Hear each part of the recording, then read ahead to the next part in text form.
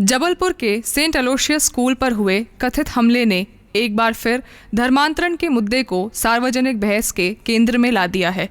पिछले कुछ वर्षों में धर्मांतरण के आरोप कई बार ईसाई संस्थानों के विरोध प्रदर्शनों, सामाजिक तनाव और हिंसक घटनाओं का कारण बने हैं। देश भर में हजारों ईसाई विद्यालय और महाविद्यालय हर वर्ष लाखों विद्यार्थियों को शिक्षा प्रदान करते हैं। इन संस्थानों में विभिन्न धर्मों के लाखों शिक्षक और कर्मचारी कार्यरत हैं। उनके कक्षाओं में हिंदू, मुस्लिम, सिख, ईसाई, जैन, बौद्ध, पारसी तथा अन्य अनेक समुदाय के विद्यार्थी साथ साथ शिक्षा प्राप्त करते हैं। ऐसी स्थिति में जब भी जबरन धर्मांतरण के आरोप लगाए जाते हैं तो भावनात्मक प्रतिक्रिया के बजाय उनका निष्पक्ष और तथ्यपरक परीक्षण आवश्यक हो जाता है। यदि वास्तव में शैक्षणिक संस्थानों के माध्यम से बड़े पैमाने पर या व्यवस्थित रूप से धर्मांतरण कराया जा रहा होता तो दशकों से चल रहे इन संस्थानों के विरुद्ध पर्याप्त और ठोस प्रमाण सामने आने चाहिए थे, किंतु बार बार लगाए जाने वाले आरोपों के बावजूद अब तक ऐसे बहुत कई मामले सामने नहीं आए हैं जिनमें न्यायालयों ने विद्यालयों के माध्यम से संगठित या जबरन धर्मांतरण सिद्ध हो पाया है।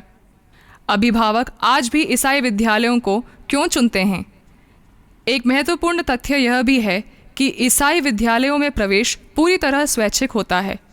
प्रत्येक शैक्षणिक सत्र में हजारों अभिभावक सीमित सीटों पर अपने बच्चों का प्रवेश दिलाने के लिए आवेदन करते हैं। इसका कारण है विद्यालयों की शिक्षा की गुणवत्ता, अनुशासित वातावरण, उत्कृष्ट परीक्षा परिणाम, खेल एवं सह पाठ्यक्रम गतिविधियों के अवसर तथा नैतिक शिक्षा में उनकी प्रतिष्ठा है। देश के विविध धार्मिक और सामाजिक समुदायों का इन संस्थानों पर बना हुआ विश्वास किसी भी निष्पक्ष विमर्श में ध्यान देने योग्य तथ्य है। सेंट अलोशियस स्कूल जबलपुर में क्या हुआ? यूसीए न्यूज़ के अनुसार मध्य प्रदेश के जबलपुर स्थित सेंट अलोशियस सीनियर सेकेंडरी स्कूल पर 14 जुलाई को एक भीड़ ने हमला कर दिया। यह हमला स्कूल के एक पूर्व कर्मचारी द्वारा लगाए गए इस आरोप के बाद हुआ कि विद्यालय प्रबंधन उस पर ईसाई धर्म अपनाने का दबाव बना रहा था। रिपोर्ट के अनुसार भीड़ ने ईसाई विरोधी नारे लगाते हुए स्कूल परिसर में प्रवेश किया और भवन पर पथराव किया। हमले में कई खिड़कियों के शीशे टूट गए। जबलपुर कैथोलिक धर्म प्रांत के वरिष्ठ फादर एवं शिक्षाविद फादर तंगचंद जोस ने बताया कि समय पर पुलिस के पहुंचने से और अधिक नुकसान होने से बच गया। उनके अनुसार भीड़ के कुछ सदस्यों ने परिसर में स्थापित संत एलोशियस की प्रतिमा को भी नुकसान पहुंचाने का प्रयास किया। फादर जोस ने पूर्व कर्मचारी के धर्मांतरण संबंधी आरोपों को पूरी तरह निराधार बताया है। उन्होंने कहा, यह विद्यालय पिछले 25 वर्षों से संचालित हो रहा है। वर्तमान में यहाँ लगभग 2500 विद्यार्थी अध्ययन कर रहे हैं, लेकिन इस प्रकार का आरोप पहली बार लगाया गया है। उनके अनुसार संबंधित कर्मचारी की नियुक्ति केवल 1 वर्ष के लिए थी। कार्यकाल समाप्त होने के बाद उसने सेवा जारी रखने की इच्छा जताई, जिसे प्रबंधन ने स्वीकार नहीं किया।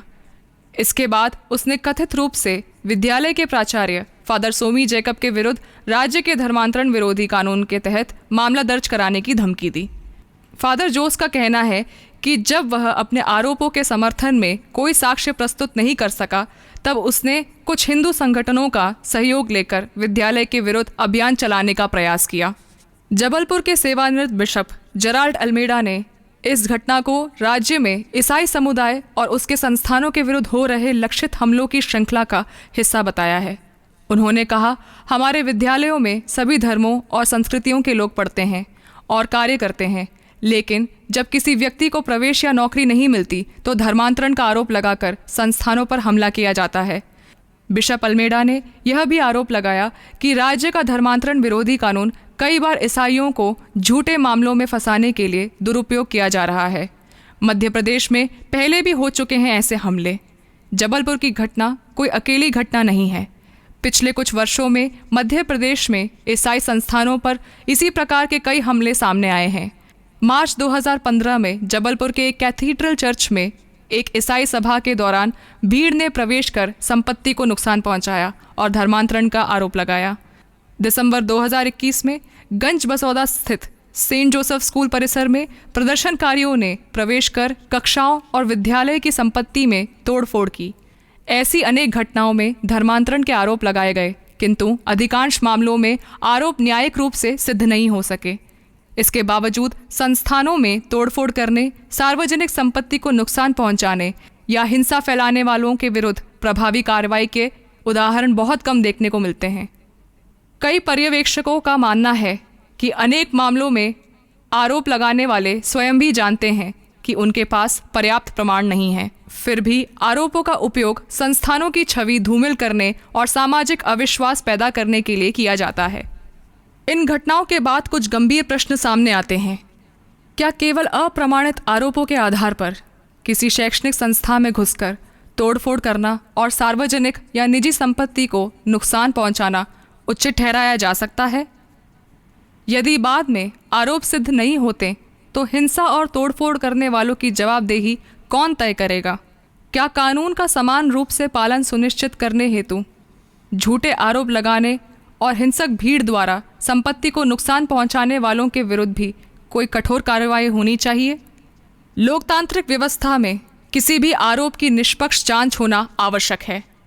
यदि कोई अपराध हुआ है तो कानून के अनुसार कार्यवाही होनी चाहिए, लेकिन यदि आरोप प्रमाणित न हो तब भी कानून अपने हाथ में लेकर हिंसा, तोड़फोड़ और भय का वातावरण बनाना कानून के शासन और सामाजिक सौहार्द दोनों के लिए ही गंभीर चुनौती है।